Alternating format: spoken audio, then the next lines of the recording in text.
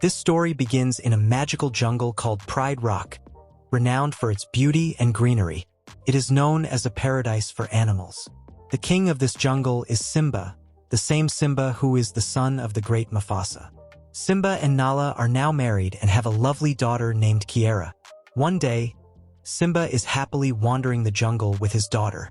Kiara looks around with innocent curiosity, while Simba proudly spends time with her. But suddenly, a strange scent in the air increases Simba's concern. The smell makes him realize that Nala might be in some serious trouble. Simba quickly takes Kiara to a cave, lovingly seats her, and says, "Kiara, I'm going to get your mother. I'll be back soon." Kiara grabs her father's hand in fear and says, "Papa, will you be okay?" Simba reassures her, saying, "There's no need to worry. Timon and Pumbaa are here with you." Then he hugs Kiara and leaves. Time passes slowly, and night falls. Suddenly, it starts raining heavily. Kiara, who has just recently been born, sees rain for the first time. However, the loud sound of the rain and the flashes of lightning frighten her. She curls up in a corner of the cave, her tiny eyes reflecting fear. At that moment, Rafiki enters the cave. Seeing him brings a smile to Kiara's face. To her, Rafiki is like a grandfather, someone she adores deeply. "Rafiki!" Kiara shouts happily, running toward him. But then she softly says, "I'm very scared of the rain." Rafiki, leaning on his staff, sits down beside her and says, "Do you know that your father and even his father Mufasa were once afraid of rain and water? But they overcame their fears, and today, their bravery is legendary." Kiara, feeling a bit sad, replies, "But I'll never be as brave as my papa or grandpa." Rafiki smiles and says, "Let me tell you a story. It's the story of a little lion, much like you. His name was Mufasa, and so the story begins. Many years ago, a powerful and brave lion named Ahadi and his mate, you, had a child. They named him Mufasa. However, Mufasa's childhood was spent in a barren and drought-stricken jungle. His parents often told him tales of a beautiful and lush jungle called Malail, which lay beyond the mountains, in the direction of the sun. One day, while playing, Mufasa felt the first raindrop fall on his face. Dark clouds covered the sky, and soon it began raining. The entire jungle rejoiced, but the rain gradually turned into a dangerous flood. Little Mufasa was swept away by the river's strong current. Ahadi tried to save his son, but the water was so powerful that he couldn't. Mufasa, drifting along the river, eventually ended up in an unfamiliar jungle. When he opened his eyes, he found himself hanging onto a tree branch. Nearby, he saw another lion cub about his age. The cub shouted, "Hurry and get out of the water. There are crocodiles in it, and they'll eat you." Mufasa gathered his courage and tried to get out. But just then, two crocodiles started approaching him. Somehow, Mufasa managed to reach the shore, where the other cub helped pull him out. That cub's name was Taka. However, as soon as Taka helped Mufasa, his mother, Esh, arrived. She scolded Taka angrily, saying, "You're the son of this jungle's king. You shouldn't be roaming around like this." Then, noticing Mufasa's condition, Esh felt pity and took him to her husband, Uvasai, the king of the jungle. Upon seeing Mufasa, Uvasai said, "You shouldn't have brought a stranger here." But Esh explained Mufasa's story and said, "This child has been separated from his family. He needs our help." Esh wanted to keep Mufasa with them, but Uvasai replied that he would allow it only on one condition. He proposed a race between Mufasa and Taka. If Mufasa won, he could stay in their jungle. However, because of all that had happened to Mufasa, he was extremely exhausted, and his speed was quite slow during the race. Seeing this, Taka deliberately slowed down and let Mufasa win because he had started to consider Mufasa a friend. He wanted Mufasa to stay with his family. After Mufasa won the race, Uvasai, although slightly disappointed that his son Taka lost, kept his word and allowed Mufasa to stay with them. However, Uvasai set one condition for Mufasa's stay, that Mufasa would only interact with the female lions. After this, Mufasa and Taka became very good friends and would always play together. Over time, Esh also started treating Mufasa like her own son and began teaching him all the techniques of fighting. On the other hand, Taka spent most of his time with his father, Uvesai, who was a very lazy lion and therefore didn't teach Taka much. As the years went by, both Mufasa and Taka grew up. By the time they reached adulthood, it became clear that Mufasa was quite special compared to other lions. Not only was his sense of smell sharper, but his instincts were far more acute than those of other lions. Because of this, Mufasa could detect the location and distance of their prey much faster than anyone else. One day, Mufasa went hunting with his mother, Esh. However, where they went to hunt, a group of lions from another jungle appeared. These lions were entirely white, much larger in size, and incredibly ferocious. Seeing them, Esh told Mufasa to hide, and she also tried to conceal herself. However, the white lions spotted them and immediately attacked. Despite being attacked, Mufasa did not panic. He bravely confronted them. Meanwhile, Taka arrived and saw that Mufasa was fighting the white lions all by himself. But Taka didn't have the courage to step in and help. Instead, he hid in the bushes, terrified. Mufasa, being incredibly brave, fought the white lions alone and managed to kill one of them.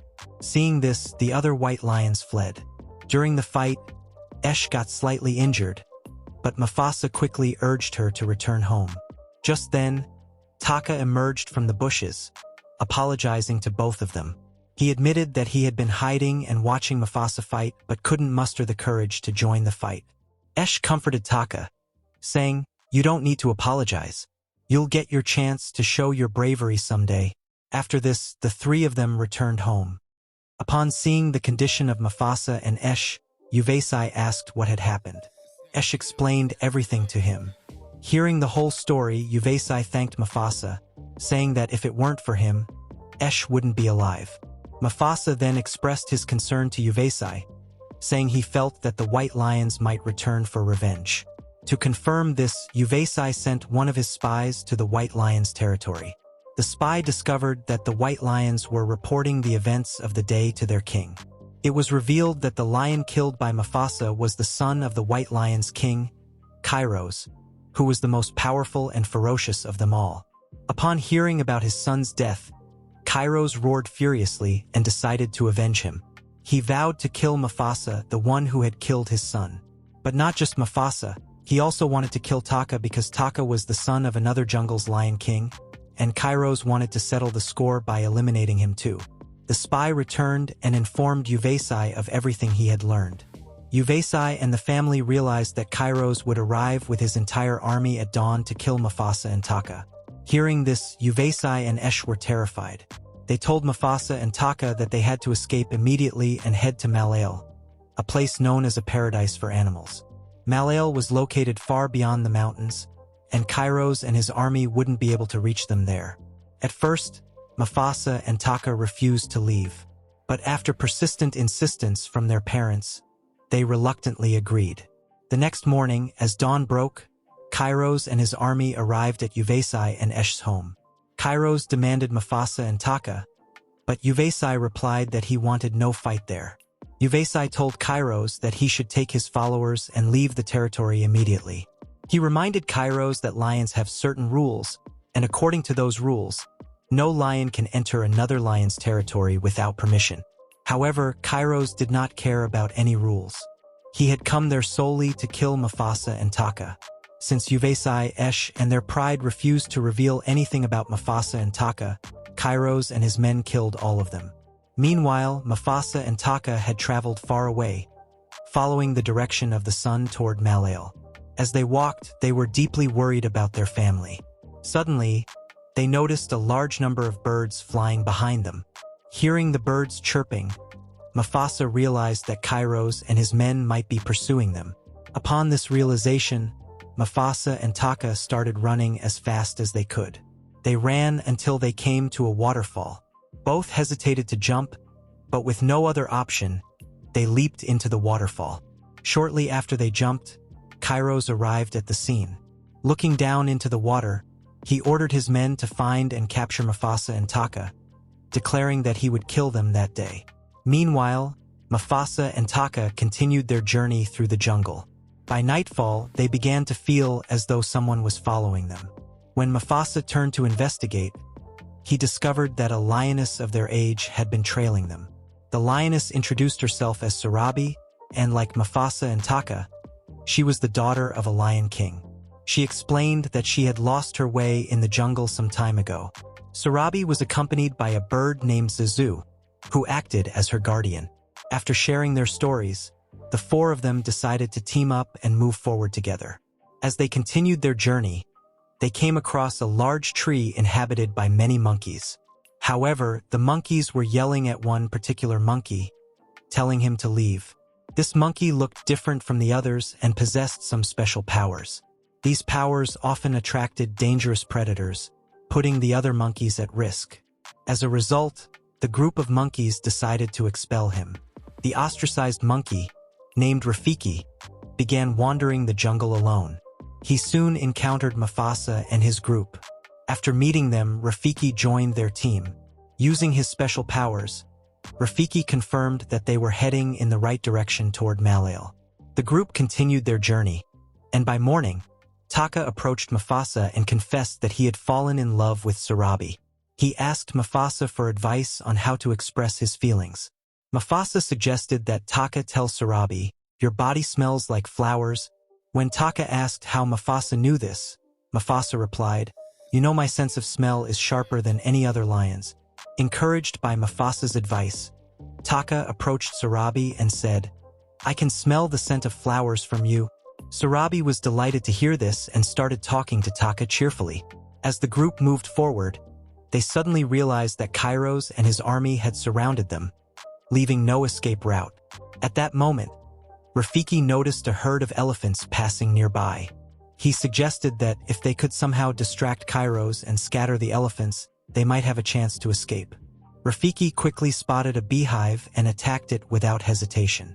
Swarms of bees emerged from the hive and began stinging the elephants, causing the herd to scatter in chaos. This disruption prevented Kairos and his army from reaching Mufasa and the team. However, the stampeding elephants posed a danger to Mufasa and his friends as well. They quickly hid to avoid being trampled. While Mufasa and his team managed to take cover, the chaotic scene temporarily bought them some time to plan their next move. But Sarabi accidentally collided with an elephant and lost consciousness. Since she fell amidst the herd of elephants, Mufasa quickly rushed to her side and carried her to safety. When Sarabi regained consciousness, she found that she and the entire team were now in a safe place. She asked Mufasa, who had saved her, to help Taka get closer to Sarabi. Mufasa told her it was Taka who had rescued her. Afterward, they resumed their journey and eventually reached a range of towering mountains. At this point, Rafiki used his powers to confirm that they were on the right path and that beyond these mountains lay Malail, the paradise for animals. Excited by this discovery, the group began their climb. Unbeknownst to them, Kairos and his army had also reached the mountains. Realizing that Kairos could track them by following their paw prints in the snow, Mufasa devised a plan. He instructed Zazu to fly ahead and dislodge snow from the peaks, allowing it to fall and cover their tracks. This clever tactic worked, leaving Kairos and his men confused about Mufasa and Taka's whereabouts. Later, while Sarabi and Mufasa were alone, Sarabi confessed that when she was unconscious, she had felt someone saving her, and she knew it wasn't Taka but Mufasa. Hearing this, Mufasa admitted that he was indeed the one who saved her. This heartfelt moment led Sarabi and Mufasa to confess their love for each other. However, Taka saw Mufasa and Sarabi together from a distance. Realizing that Sarabi now belonged to Mufasa, Taka felt betrayed and began to harbor resentment toward his brother. Believing that Mufasa had stolen his love, Taka decided to take revenge. That very night, Taka descended the mountains and sought out Kairos and his men. When he found them, Taka offered to join their side, claiming that Mufasa was also his enemy and that he wanted to kill him too. Intrigued, Kairos accepted Taka into his team. They devised a plan.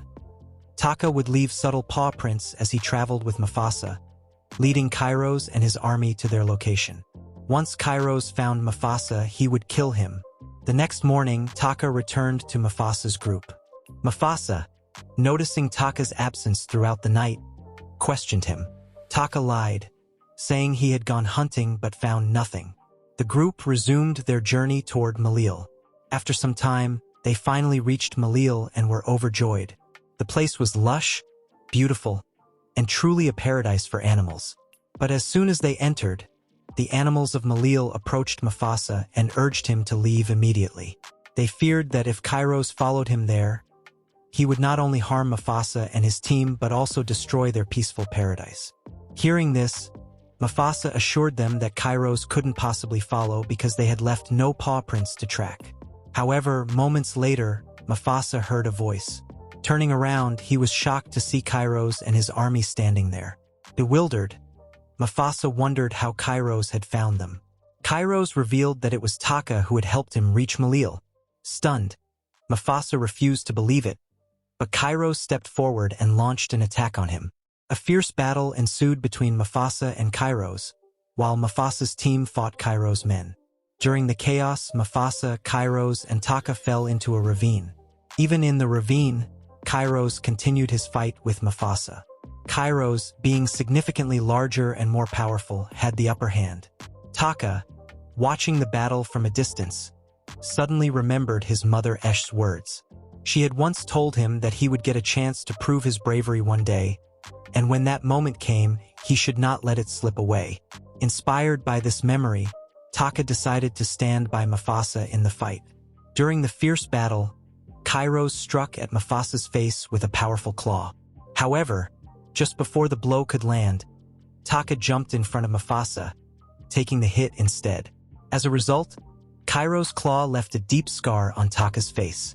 Despite the injury, Taka and Mufasa joined forces and fought Kairos together. Eventually, they managed to knock Kairos into the water below, where a large boulder fell on him, crushing him and ending his life.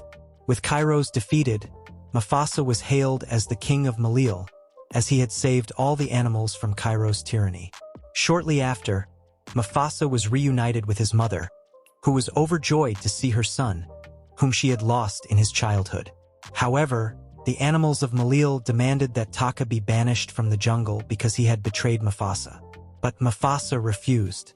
He declared that as long as he was king, his brother and lifelong companion, Taka, would stay in Malil. Mufasa did add, however, that he would never speak Taka's name again. Hearing this, Taka made a proclamation of his own. He announced that from that day forward, he would be known as Scar, as a constant reminder of his mistake and the scar he bore. The story ended here, and we saw Simba's daughter, Kiara, listening to it with great joy. At this moment, her father Simba and mother Nala joined her, bringing with them a newborn cub, Kiara's younger sibling. And with this heart-warming scene, the movie concluded. Thanks for watching. If you enjoyed diving deep into the mysteries, twists, and hidden meanings of your favorite films, don't forget to give this video a thumbs up and share it with your fellow movie buffs. Got a film you'd love us to break down? Drop your suggestions in the comments below. We're always on the lookout for the next cinematic puzzle. And hey, don't miss out on our weekly uploads. Hit that subscribe button and turn on the notification bell so you'll never miss an explanation that'll blow your mind. Until next time, stay curious, stay cinematic, and keep exploring the magic of movies. See you in the next video.